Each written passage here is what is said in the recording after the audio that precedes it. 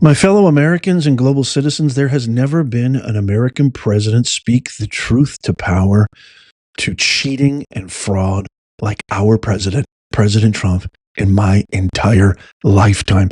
I am saying this loud, proud, and with an enormous sense of gratitude that President Trump speaks for all of us. He said what everybody who is a law-abiding, tax-paying, legal American citizen who works their butt off every single day and loves their country, he said exactly what was on our minds. And this all revolves around what is now being called the largest tax fraud, billions of dollars, that has ever occurred in American history, all under the watch, or I should say lack thereof, of watch. He turned the other way, that coward, that sniveling little snake vermin coward, Tampon Tim, who did nothing, who did absolutely nothing. Makes a lot of sense when you think about it, why he did this. All right, ready.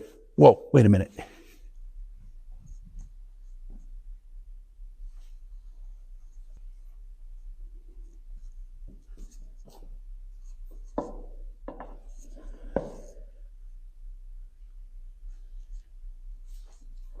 There, that's better. No, that's not AI, America. That is an actual governor of a state in our union in the United States of America replacing the Minnesota state flag with a flag that looks exactly like the Somali flag. These people are treacherous. This is the enemy within. I'm going to share with you a lot today, but I need to talk about this first. Tim Walz looked away while Somali fraudsters looted $1 billion in child food aid. He watched as more than $1 billion meant to feed Minnesota children was siphoned off in, again, what I'm calling the largest fraud scheme in national history, and he did nothing to stop it. The fraud was carried out through a network of nonprofits, many operating within the Somali community that claim they were feeding tens of thousands of hungry children, providing services to the homeless, providing therapy for autistic small children. Instead, the money went back to kickbacks, luxury purchases, overseas transfers, and to individuals allegedly tied to a terror organization. And check this out. I've also got this. Walz and the Minnesota Democrats were warned. They knew the system was being abused and they allowed it to continue because they feared. All because of power. I've been saying this forever. They can't win elections anymore from real Americans. So what do? Because it's all about power. They just want to retain power. They have no care. They don't care about you or me or anybody. They imported their voters. In exchange, the compensation, free healthcare, free credit cards, free homes, free loans, free this, tax benefits, etc., money, cash, as long as you vote for me, at the sacrifice of American citizens. And you've got these heathens, these mentally crippled, deranged lunatics called the Hippocrats, the Democrats, fighting tooth and nail for criminals, illegals, narco-terrorists, gangsters, murderers, terrorists, and the like. This is probably one of the most damning pieces of evidence that Tim Walz, mentally Ilhan Omar, and what's happening in Minnesota is the most egregious criminal fraud we've ever seen. This is the Minnesota Human Services employee site, and they posted this for public awareness. The attached message shows the, quote, pinnacle of quality leadership, sarcastically, in Tim Walz's administration. When staff raise concerns about fraud, waste, abuse, our leadership responds like the below. If surveillance by Tim Walz wasn't enough, the USA military can also monitor whistleblowers, apparently. We've shared this email before, but it's worth revisiting how incompetent and hostile Tim Walz's leaders are. I want you to pay extra careful attention to the name and the background. because some of you guys don't believe me when I say I know these people. I worked at these universities, not only as a professor, but as somebody who was commissioned by them to go work with the Democrats in Washington, because all these universities are 1,000,000,000% the funnel and the conveyance. The medium is the message of DEI woke ideologies. So when whistleblowers brought up the fact that, my God, this is egregious, this is malfeasance, this is criminal, this is fraud.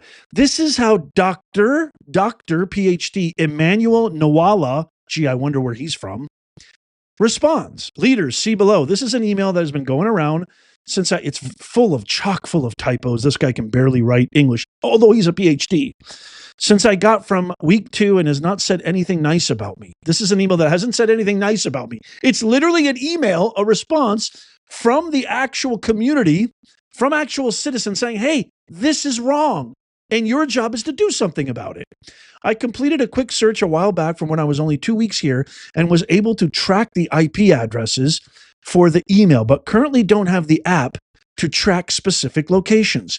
I wanted to reach out to my colleagues that I did intelligence research with the Army and gave them the IP addresses and the email address to track specific location. I'm trying to paraphrase here because it's such awfully written English, but was asked by upper leadership to hold off as they're doing their own thing on it. The email violates respectful work environment and creates toxic work environment. It is not a professional way of confronting issues, just sharing as FYI. Very respectfully, Emmanuel Nawala, PhD, Deputy Assistant Commissioner for Operations in the Minnesota Department of Human Services. The guy's literal job is to oversee if there's any waste, abuse, and fraud. And when actually presented with information leading to that very job duty and criteria for holding that position, he actually reports the whistleblower to the U.S. military and gives them IP addresses to get rid of them and track them like some sort of, you want to talk about a deep state 1984 communist regime? What in the world is good? This is the most damning evidence. Oh, wait, there's more. Millions of Minnesota taxpayer dollars have been funneled to a terrorist organization in Somalia using autism claims through Medicaid. Autism treatment centers spiked in the state, with many opened up by the Somali community. Autism claims in the Somali community then rose to triple the state average, causing claims and payments to surge. Somalians then used that money to fund the Somali-based terror group Al-Shabaab, as you see here below.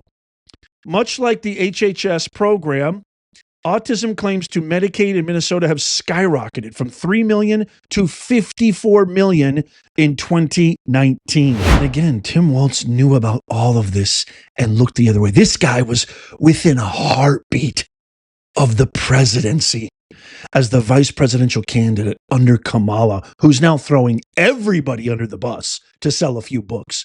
This party is a cult. It's demonic. It's soulless. It's vapid. It is an empty vessel, and they are the enemy within. These are the most unqualified individuals ever. Check out our favorite Congresswoman, Representative Mentally Ilhan Omar, who introduced a bill that led to $250 million in fraud.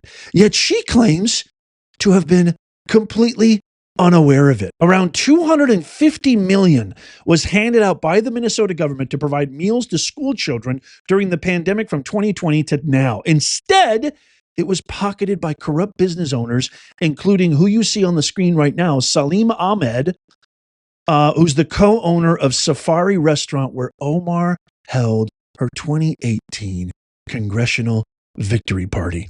Syed was found guilty in August of stealing over $12 million for serving 3.9 million phantom meals during the COVID-19 pandemic. He blew much of the money on a $2 million Minneapolis mansion and a $9,000 a month shopping habit at Nordstrom, according to prosecutors. And what does she have to say about this? Listen to how she responded to Fake Tapper from CNN when asked directly about this monstrous fraud. Watch. First of all, federal prosecutors say 59 people have been investigated in these schemes so far. Americans at large stole tens of billions of forms of aid during the pandemic all over the country. Minnesota's fraud scandal stands out, according to federal auditors. What are you hearing from investigators right now? Well, I've been following the cases closely as they've gone through the courts, and we know that there are more indictments possibly coming. I think that number might go up to 73 is what I'm hearing. Okay. Can you shed any light on why the fraud got so out of control in Minnesota?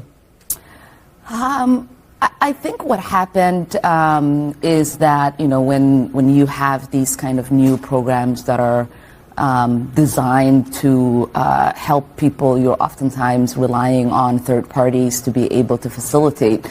And I just think that a lot of the COVID programs that were set up, they were set up so quickly that a lot of the guardrails did not get created. Hey, fake tapper, I can answer that. Stealing millions of dollars is criminal. It's fraud. It's got zero to do with guardrails. This is the same insidious anti-American scum who called Americans stupid for seeing through the Democrat garbage that they truly are. Watch this. These people are just idiots. I really, I'm at the point where it's become really hard to have an intellectual debate with any of these people because the level of stupidity that they are displaying every single day is frankly embarrassing, not just in Congress, but as Americans, and the fact that these people are allowed to say just the most ridiculous things tells you that the dumbing of the United States has arrived, because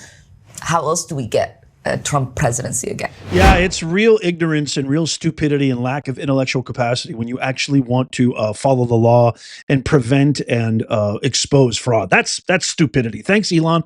Yeah, fantastic. Here is Somali Minneapolis city council member on CNN saying pretty much the exact same thing, and again fomenting hate and division by comparing ICE agents with, you guessed it, Nazis. Watch. Both in this state, they have contributed a lot to the state of Minnesota and the city of Minneapolis. And yes, folks have done horrible things, and people have committed crimes, but we should not be pointing the entire community in one brush and being singled out as fellow Americans. There's a justice, there's a process of due process, and I believe those folks have been dealt with by the state leaders. And but now President Donald Trump singling out and attacking one group of people, and ICE being on our streets and asking people documentation. It feels like we are in 1930s, 1940s in Germany. I feel like Trump and the Biden debate, I didn't really understand a word that person said, although the only thing that seemed crystal clear is that person is wholly unqualified to have any position of authority in any United States city, county, state, etc. And the fact that he's comparing law enforcement officials from doing their job, carrying out orders, serving their country's best interests. You're comparing that to 1930s and 40s Germany, the worst incident maybe perhaps in world history, just shows that the Democrats have nothing. They don't have any accomplishments. They don't have any track record. They don't have any achievements. The only thing they have and the only thing they pounce on is fear-mongering, lies, deception, and complete and utter garbage, fomentation of hate and division. Obama, in 2008, was the architect of the largest plan and strategy to sow division and hate in our country that we've ever seen, and we are still reaping consequences of that. Okay, so I did some digging because you hear all about this, man. They're contributing so much. The Somali immigrants are contributing so much. They are the absolute glue that binds Minnesota. So based on Transparency International's Corruptions Perceptions Index, Somalia has consistently ranked at or near the bottom since 1995. That's not good. For 2024, it scored 9 out of 100 ranking, 179 out of 180 countries. Historical data shows it as the most corrupt in many years, last place from 2007 to 2019. So Somalia's corruption score isn't rhetoric. It's the world's clearest metric of a collapsed state where elites steal everything that isn't nailed down. Calling that garbage, it's not hate. It's honesty.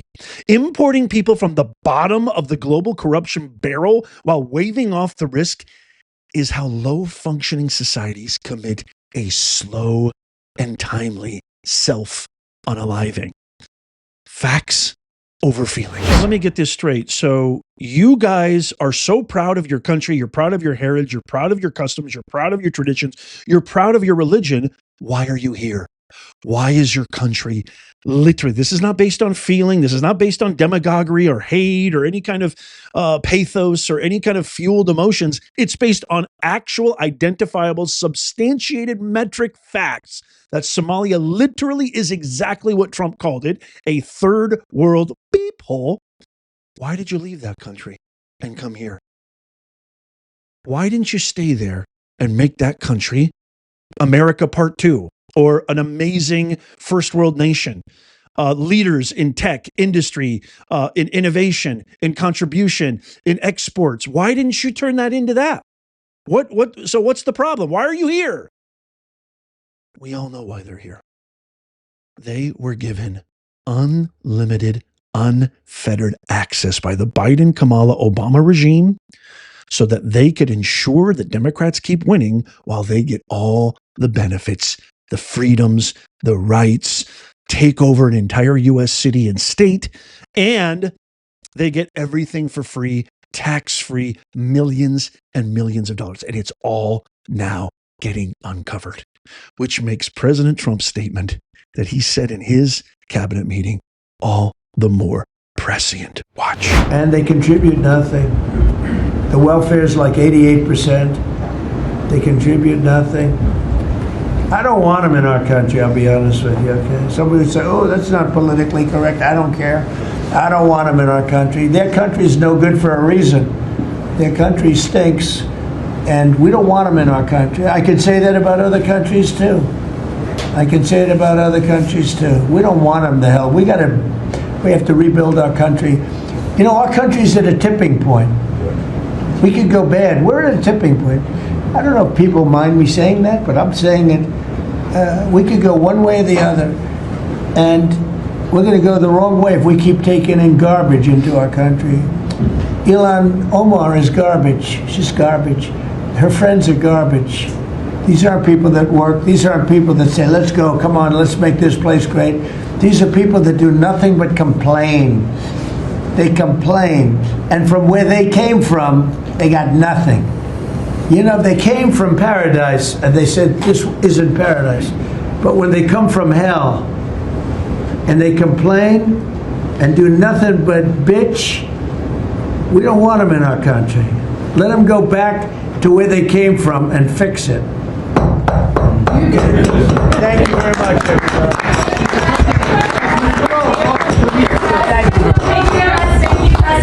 Mr. President, has Maduro offered to leave? Yeah.